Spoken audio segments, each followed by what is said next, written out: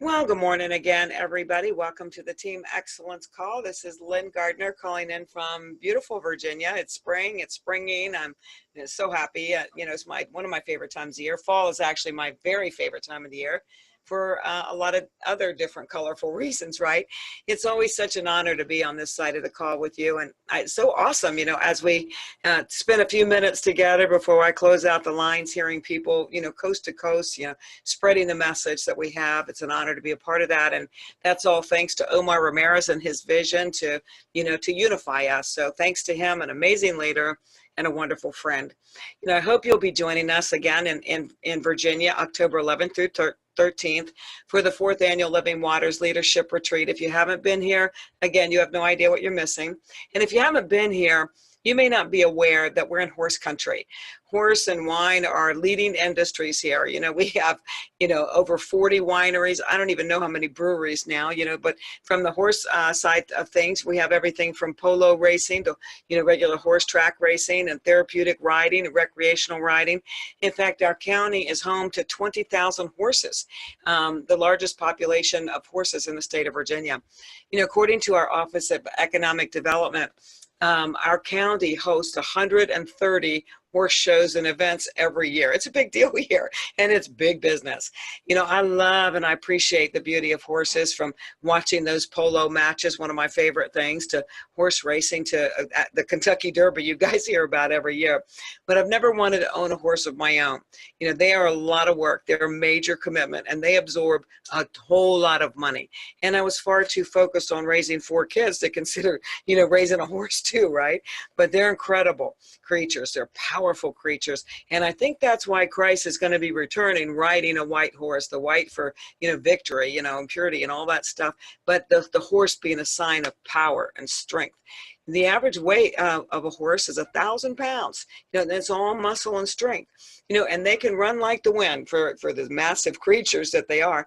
In fact, the Derby horses run an average of 37 miles an hour. It's unbelievable, right? They're majestic, that's for sure. But they can be wussies in some ways too. They get spooked sometimes over the oddest things. One thing is like a plastic bag blowing in the wind. Oh my goodness, never seen a more spooked horse. They're smarter than we think they are. To the raising of an umbrella in their presence. Don't ever do that one.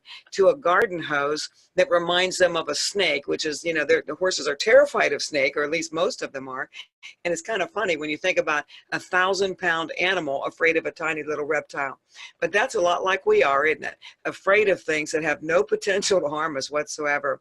When it comes to business horses, working horses, racing horses, if you will, horses that draw carriages still in many parts of the country, you find that the horse will be wearing blinders to keep them from getting distracted or spooked while they're at work. So all these thoughts about horses inspired the message for you today, entitled, Put Your Blinders On. There's an expression in the animal kingdom that goes like this: eyes on the front, born to hunt. Eyes on the side, born to hide. So in other words, if they have, eyes in the front, they're ready to hunt. They're on the side, they're ready to hide. This refers to how you differentiate from prey to predators. For example, lions have eyes in the front of their heads and they're hunters, while horses have eyes on the side of their heads and they tend to be prey. With eyes on the sides of their heads, horses obviously have great peripheral vision. And in the wild, it can serve them very well for survival purposes. With race horses, on the other hand, it's a detriment. And it means that they can end up running off course unless they are made to remain in focus, by having those blinders on. Does that sound familiar to you, entrepreneurs? This is why trainers place blinders on racehorses' bridles, so the horse doesn't get distracted by what's next to them or behind them or any other way in the peripheral vision, right?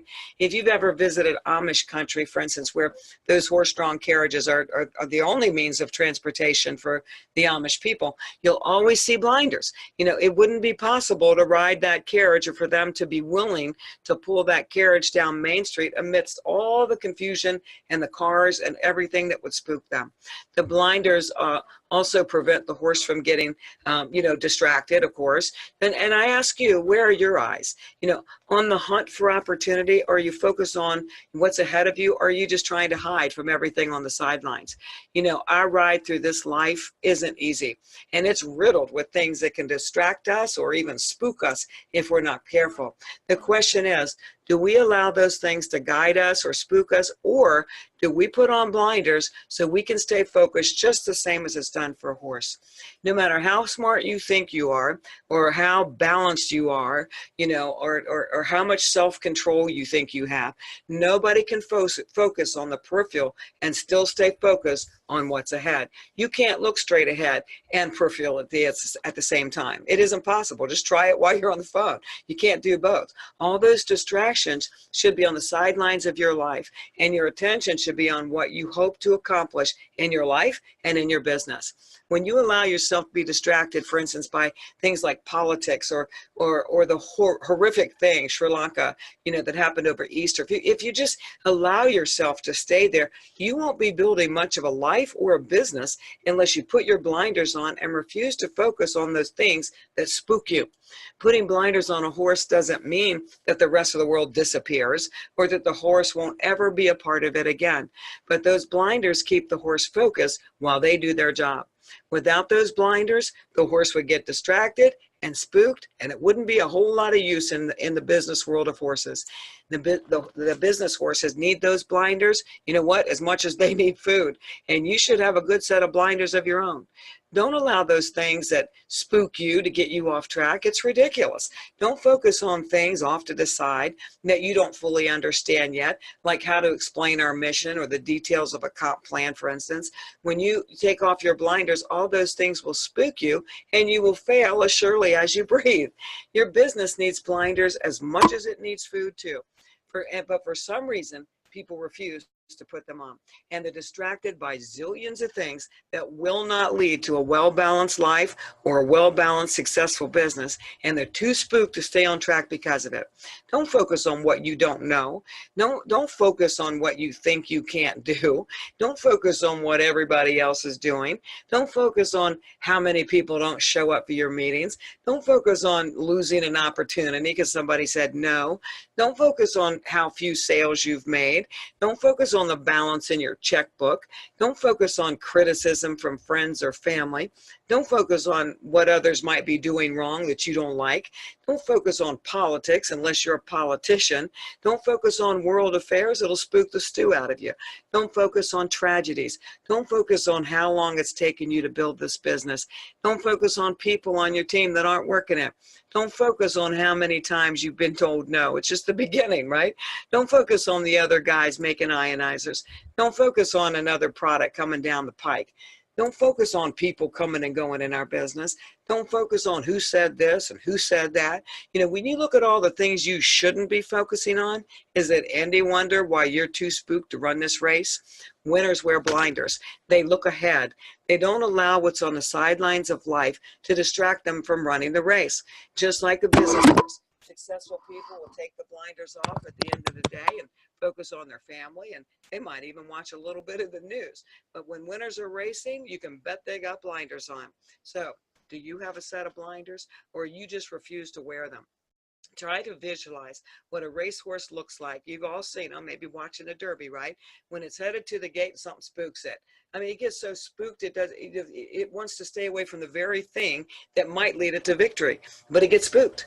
It jumps back and it fights to get away from the very thing it needs to go through to win. Once you get that picture in your mind, imagine it's you. You're too spooked by all those things that rob you of your chance to run the race and to be victorious.